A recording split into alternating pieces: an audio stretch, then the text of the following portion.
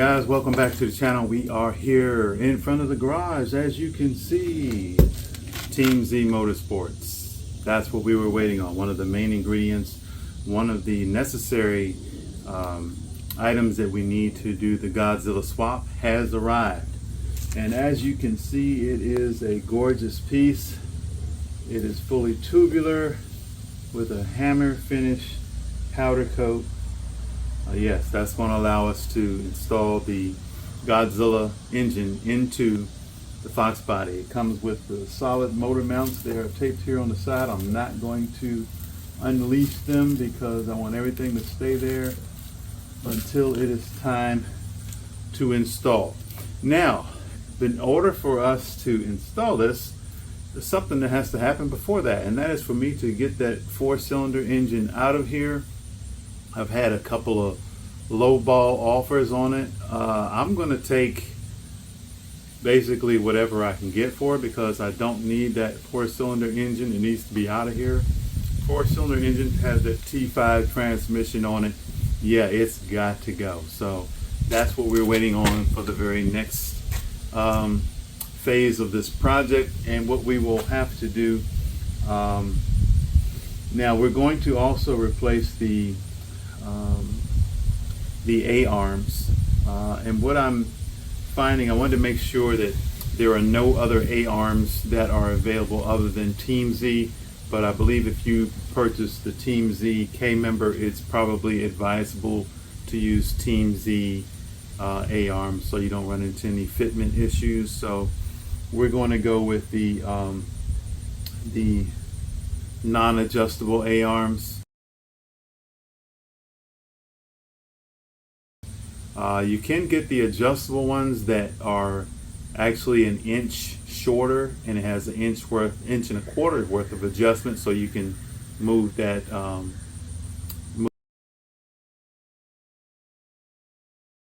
move that A-arm and adjust it in and out for whatever reason necessary.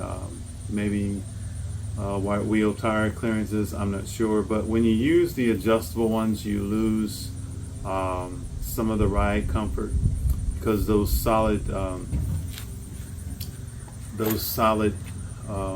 do you call them? Those solid end pieces that are on the adjustable arms, what will happen is they're exactly what they say. They're solid. They have a roller bearing in them, but they're going to be rather noisy as opposed to the non-adjustable that have a urethane bushing on both, two on each side of the A-arms. That will be a more compliant, street-friendly ride. Now, if I was just going to be tracking the car all the time, then the adjustable would be the way to go. So we're going to go with the non-adjustable. But before we do that, I believe in this box down here, LMR, that's of course the struts and springs that we unboxed in the last video. I believe what I'm going to do is set the K member aside and go ahead and mount up the coilovers along with the caster camber plates, so I can get those on, kind of set the ride height of the car where it should be, and that way I'll be able to do it somewhat, because the Godzilla motor is going to weigh quite a bit more than a 4-cylinder. But if I install all of that stuff after I take the engine out, then of course it won't even be close, because there'll be no weight in the front to, you know, essentially put the car at somewhat of a close ride height to what it should be. So we're going to go ahead and install these struts and the coilover setup along with the caster camber plate, so we can get a good baseline for where we need to be as far as ride height and all of that. So stay tuned for that. But before we get there, we did have another piece of eye candy show up, and I have not yet opened the box, but I intend to do that right now before your very eyes. Any of you guys ever lose tools around your garage? I don't know, maybe I'm getting older. Yeah, we're all getting older, but my daughter's car battery went out last night, so we had to go and give her a jump, and then I put it on my trickle charger this morning and put everything back in place, and she's good to go. You know, some of these teenagers, they don't realize that you can't leave the lights on when you park, because when you get back to the car, you're going to have an issue because you're not going to be able to get back in the car because it's not going to start. Well, I'm not sure if this is just balled up for packing sake, or is there something actually in here? Huh, there is something in here. Set that off to the side. Oh, okay. For the inside, I ordered these because the stock door latch panels is a little bezel that goes around the door handle release inside. All of those are cracked. These plastic pieces and these Fox bodies, after as many years as it's been, when you take them out, or even when you don't, they're cracked. So while I was at UPR site, I saw these little jewels, and I'll let you get a good look at them. These are the billet pieces that will replace the plastic pieces on the inside. So yeah, that's definitely an upgrade to the black plastic ones that we have. I would love to have had that in black, but maybe we'll get that powder coated. I'm not sure. We might just leave them just like that.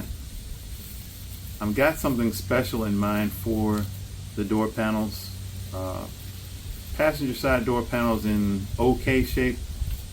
The driver's side is toast.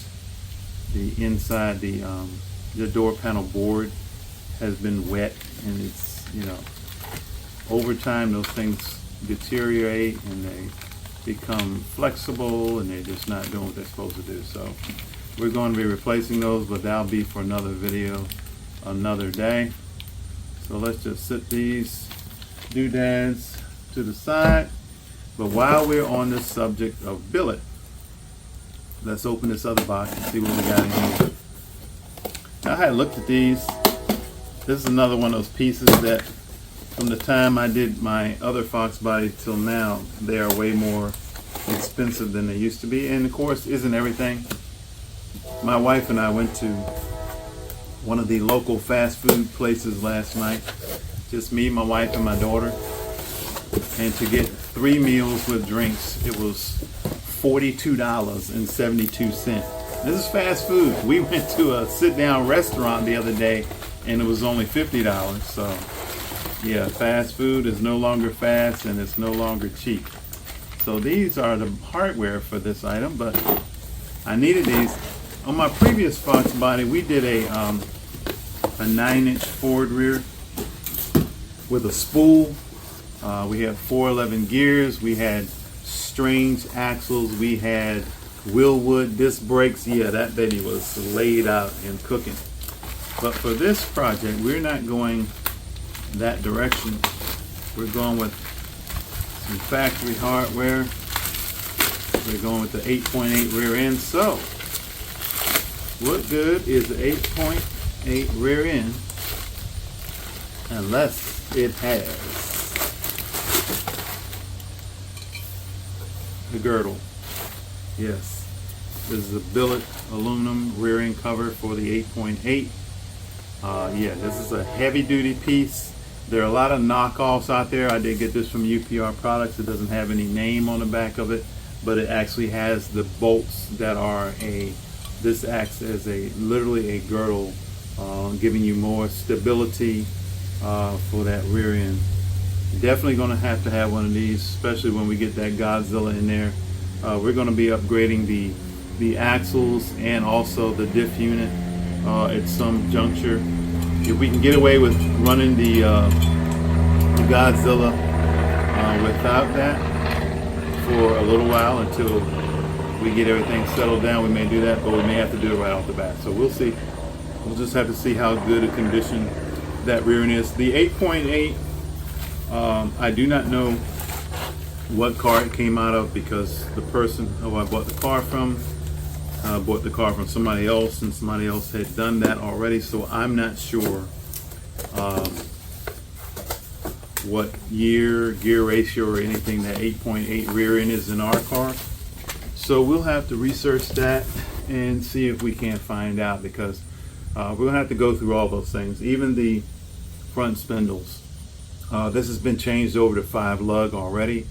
Are these spindles the Fox body spindles, or are they already SN95? A lot of people will change the front spindles to SN95 because you get more choices as far as better brakes. You can run the Cobra 93 Cobra, and I think maybe some of the other Cobra variety front brake conversion up front, and you can buy that in the kit. I know the LMR, and by the way, this is not this is not a video for LMR promotion, but I can tell you this: everything that you see here, the K member, the shocks, all that stuff came from late model restoration, and they do have some of the best prices in most of the things that you're going to need if you're going to be doing a Fox body, and I've come to rely on them for a lot of stuff.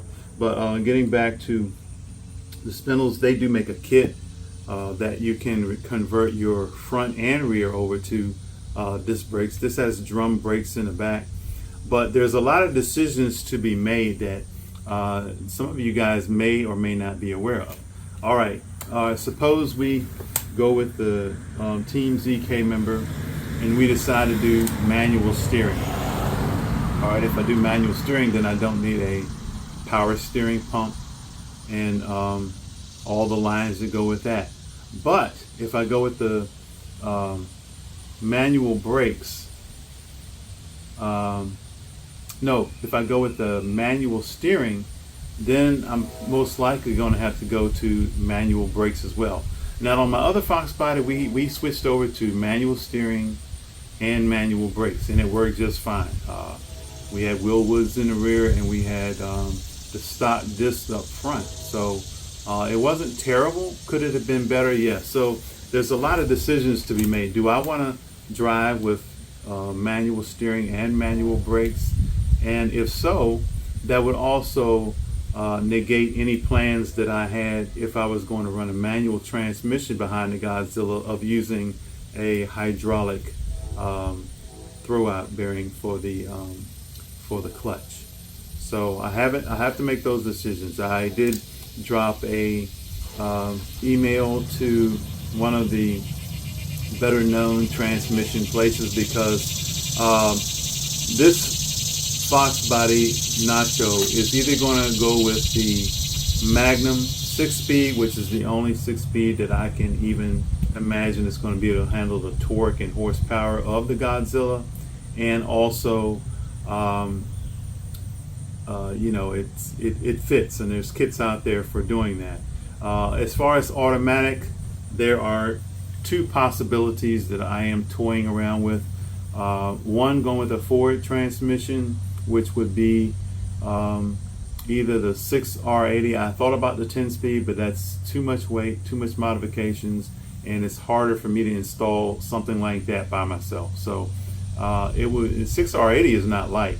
So I'm probably either going to do the 6R80 forward transmission, but there is a choice that is somewhat in the same price range by the time you buy everything to make any transmission live behind this. There is a, I know you Chevrolet guys are going to love this, Turbo 400 swap. You can do a Turbo 400 swap in a Fox body, and there are bell housings where you can bolt it right up to the Godzilla mode. So I'm toying with the Turbo 400, which will not have any type of overdrive, which I don't care. I'm not driving this car on the highway. I'm doing local stuff. It's not, you know, I'm not going long trips, all that kind of stuff. No.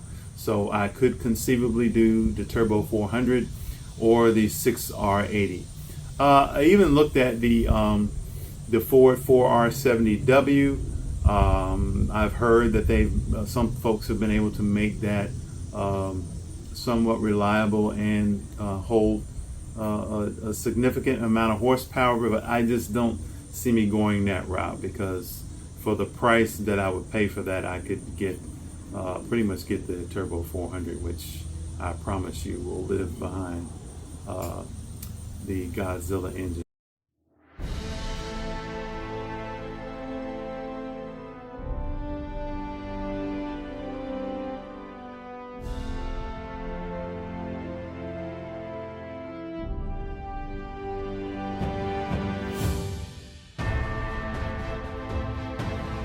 So there are some decisions to be made, because you have to, when you're building a car like this, you have to have a clear and concise plan, because if you don't, you're going to end up spending money, and then you say, okay, I can't use that. Then you got to sell parts.